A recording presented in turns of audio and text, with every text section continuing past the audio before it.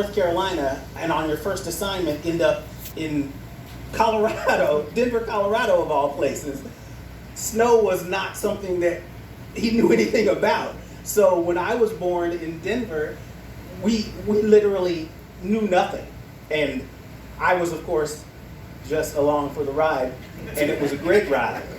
So I just wanted to reflect briefly on some of the things that I remember from growing up and living in Colorado, which is where I lived up until I moved to Arizona a few years ago. So I've never been back here, but beautiful campus, beautiful alma mater for my dad and my brother and several family members. But God has always been in the details, ordering the steps of my father, and thereby ordering our steps. And I really appreciated that. To capitalize on something that the chancellor said, he mentioned that he had gotten 3 degrees from here, and he always made the joke, when I went into the Air Force, they sent me to linguist school right out of high school, and I didn't even know how to speak English. So it was no problem for me to learn French and Turkish and Russian, because I didn't even know English at that point. So that's a little joke that he used to always tell, but he went on to a very successful career and then came here in ROTC, and I'm skipping forward, so I feel for Dean Cougar, I'm going to skip to the bottom. So when I mention a lot of firsts, I just want to capitalize on, at the Air Force Academy, I remember God ordering those steps.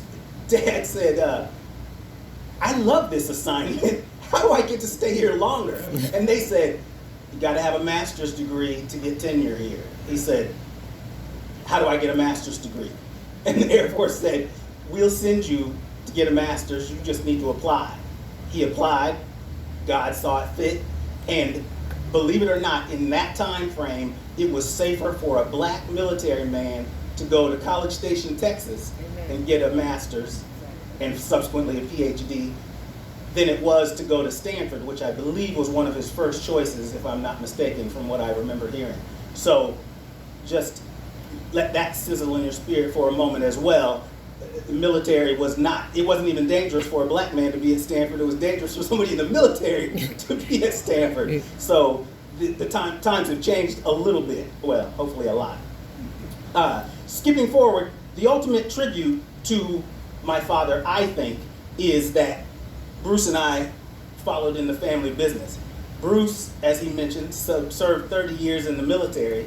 I got my MBA in information systems and followed him into the STEM arts, into the computer business. So I've been doing that for the last, as Chancellor Martin said, we won't mention, but I'm old. So quite a while.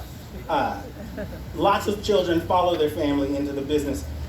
I can think of no better role model than Dr. Joseph Monroe, and the naming of this building is a tremendous honor and tribute to a life well lived, and I am just proud to have been a part of that journey.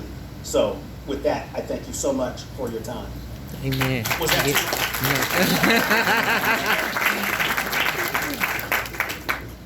And now I feel like before I had to clean up a little bit of what JJ said. So those who don't know, my dad enlisted in the Air Force in 1955. So he left Fairmont, North Carolina, went to Lackland, and as my aunt said, he was sending money back home. His sister Willa Jean and Gladys and Alberta were in college, so he put them through college while he was enlisted. He did something you can't do in the Air Force anymore because of time and grade requirements. He made tech sergeant in 4 years. So for those who understand the military, the top non-commissioned officer rank is E9, Chief Master Sergeant. He made E7 in 4 years. And so when it really made sense because he started dating my mom, who had already graduated from Federal State Teachers College and was at home in Maxton. Every time I was here at A&T as a 1990 graduate, I'd say, Mom, I don't have enough money to make it to the next ROTC check.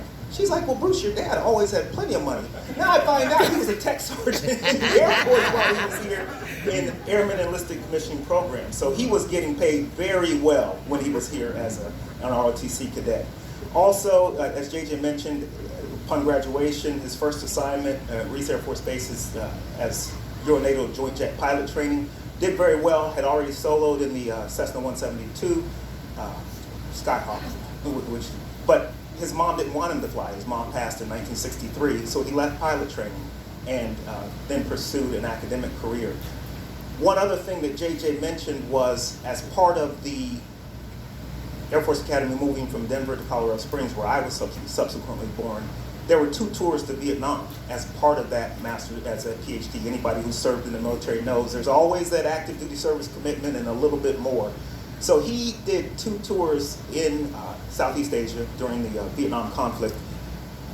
The one thing that I remember, and it's sort of the rest of the story as a child growing up in that household, my mom was a single parent to us for what was subsequently almost 2 years. And she had a picture of my dad on his pillow. And so as kids in the 70s who didn't have trampolines did, we jumped on the king-size bed. And I used to always see this picture. And I remember we used to send cassette tapes, and so for some of the young people, that's really going to be a different way of communicating. But we'd send these cassette tapes to my dad, and then he'd send us tapes back.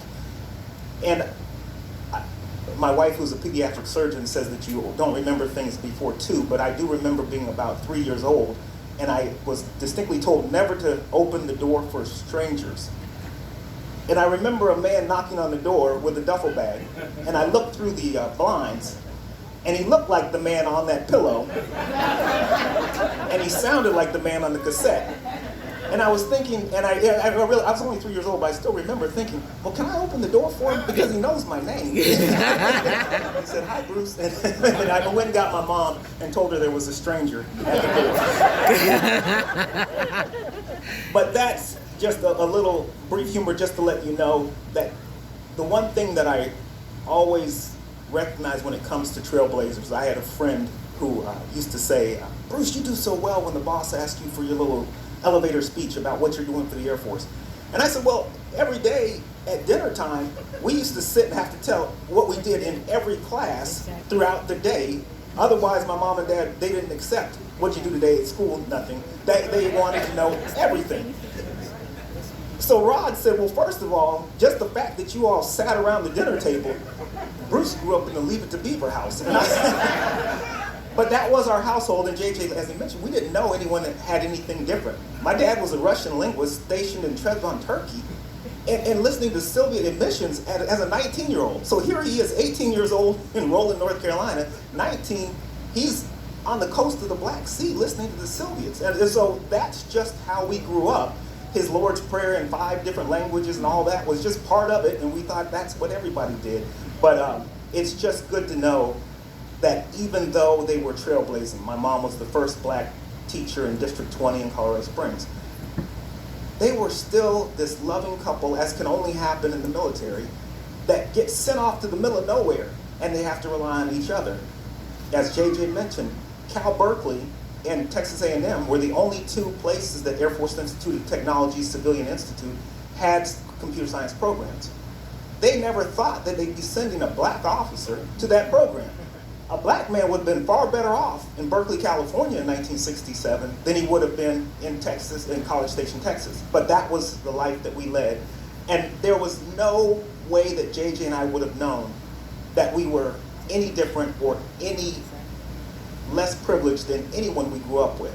As the Air Force would do to make sure that you had good order and discipline, all officers lived in one valley of the Air Force Academy, enlisted lived in the other. What that meant is JJ and I were the only black kid in the class in every single class we were in until we were seniors. I had 2 black guys that graduated with me, and out of a class of 300. But my parents always made us feel and work to be at equal playing field with everyone we met.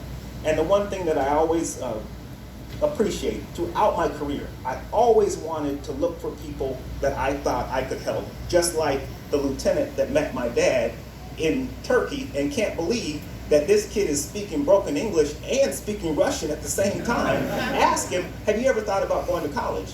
He told him, I grew up on a farm. I thought ladies went to college to be teachers and men were farmers. And he finally did convince him to go to college.